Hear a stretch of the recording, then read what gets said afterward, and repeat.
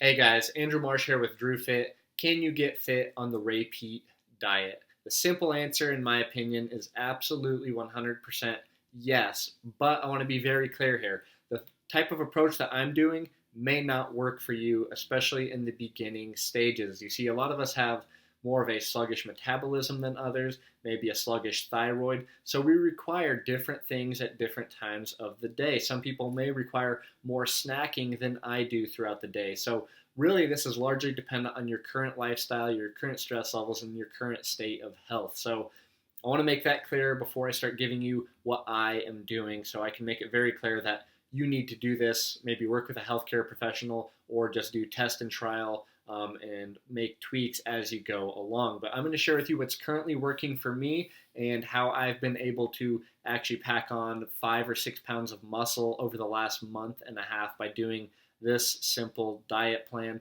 So, one of the first things I'm going to be talking about, and it's a question I get quite often, is how often am I eating nowadays? Now, in the previous years, maybe 2 or 3 years, I would have told you I'm only eating 2 times, maybe 1 time a day because I was a big fan of intermittent fasting. That's completely shifted. I'm eating just 3 times a day, 3 meals, breakfast, lunch, and dinner. My breakfast usually happens 30 minutes after I wake up. I try not to extend it any further than that, but usually that'll be around 6 or 6:30 in the morning. And then lunch comes at about 11 in the morning, maybe to 1 p.m., and then dinner at about 5 to 6 p.m. Now, my training regimen, I usually like to go to the gym in between lunch and dinner about 2 or 3 p.m. I usually like to allow 2 to 3 hours to digest my lunch to make sure I can go into the gym not feeling heavy or bloated or anything like that.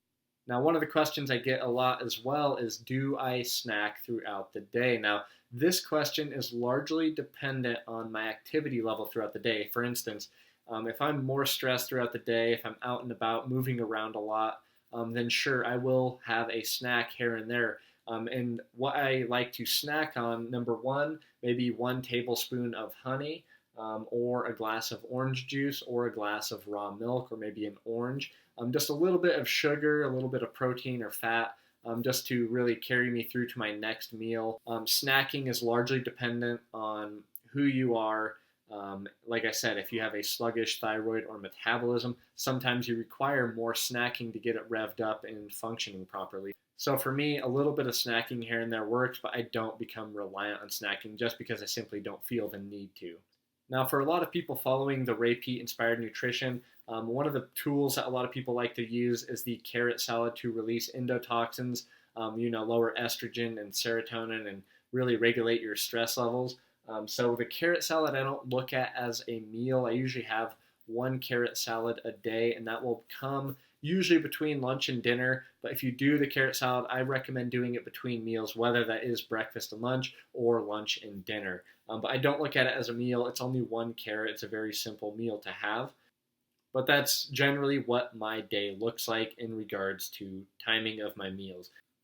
Now, the next question that I have been getting a lot is, what do my macronutrients look like? So when I came into the Ray Peat Inspired Nutrition, I carried over the science behind John Kiefer's carb backloading because I am somebody that does want to get a aesthetically looking physique. So I kind of wanted to combine both of these, and I didn't go as low as John Kiefer recommends on his carbohydrates, specifically for breakfast and lunch, but I do keep them relatively low as compared to when I eat dinner. So what it looks like normally for me for breakfast, my carbohydrates will be about 30 grams to 50 grams, protein at about 50 grams, and fat at about 40 grams. And lunch looks the exact same as my breakfast. So I'm not really going crazy on the carbohydrates. I'm keeping my proteins and fats relatively high.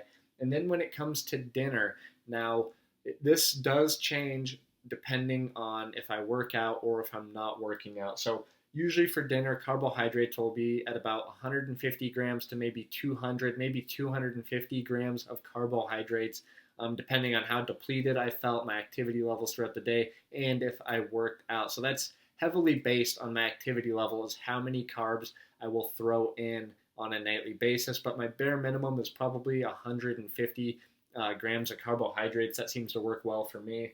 And then protein, again, I'll keep it at about 50 grams of protein, and then fat again at 40 grams. So I'm keeping all of these meals relatively balanced, so there's nothing crazy going on where I'm eliminating an entire macronutrient, and this seems to be working well for me currently. So next topic is, what do my meals look like? Now, I gave you a list of the foods that I'm eating, so I don't have a crazy list of different kinds of foods. I keep it really simple and stick to foods that my body responds to well, that I can digest well, that don't make me feel bogged down, that don't bloat me. So what this looks like on a daily basis. So for breakfast, my carbohydrates usually come from milk, orange juice, or honey.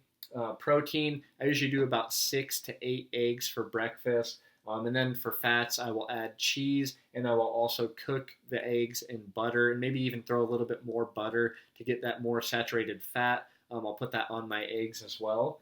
And then lunch, it kind of looks relatively the same except for my protein source. So for carbohydrates, again, I might have a glass of milk or orange juice. I'll also have a tablespoon of honey. And for protein, I'll usually do ground beef, about 80% lean, 20% fat. And for fats for lunch, I usually stick to the same ones as I did for breakfast, which is going to be cheese and butter. I'm a big fan of dairy. I think there's a lot of benefits to be had from dairy, and I think they just taste great. And then for dinner, now you have to take into account post-workout as well when it comes to dinner, because I do implement carb backloading. So for carbs, I usually do russet potatoes, or I will do wild rice. Those are usually my two favorites. And then for dessert, I also do ice cream. My favorite is Tillamook ice cream, simply because it has not too many ingredients and it tastes really good. And I will also put honey on the ice cream. I think that's a nice addition to get some more carbs and to add some taste. And then for the protein source, it's usually going to be ground beef, again, 80-20.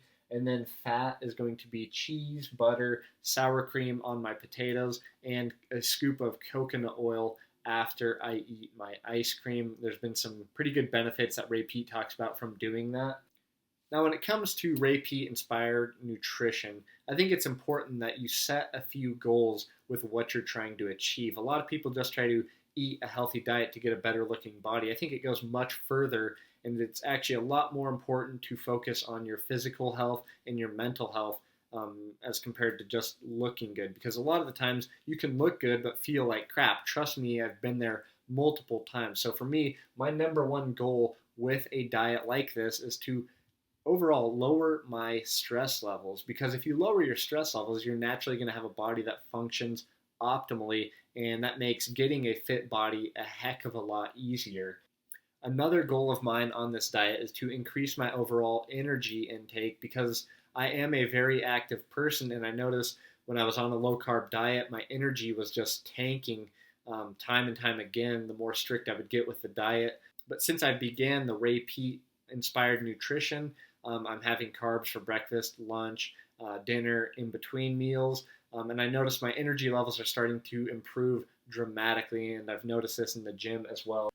Another goal you should keep in mind when you're trying to get fit and get healthy is to avoid overtraining. Training is a stress on the body, and the more you do it and you're lacking nutrition, the worse off you're going to be down the road. So not only is this going to impact your physical appearance, but it's going to impact your physical health and your mental health. So really stick to a good workout plan. Maybe you only work out once a week in the beginning stages, or maybe you don't work out at all because your body is that stressed and taxed. So be smart and avoid overtraining. Another thing I want to recommend to people is to avoid overeating. Now, on the Ray Peat diet, he does implement a lot of carbohydrates, and that's easy to really take advantage of and abuse. So avoid overeating.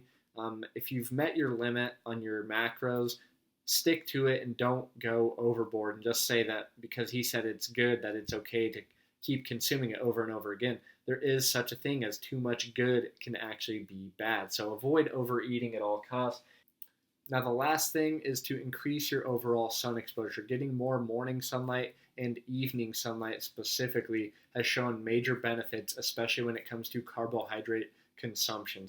So that is basically what my diet has looked like on a daily basis for the last month and a half, maybe 2 months. So if you guys have any questions or comments about this diet that I'm on or foods that I'm eating, please drop them below, and please don't forget to subscribe. Thanks for watching, guys.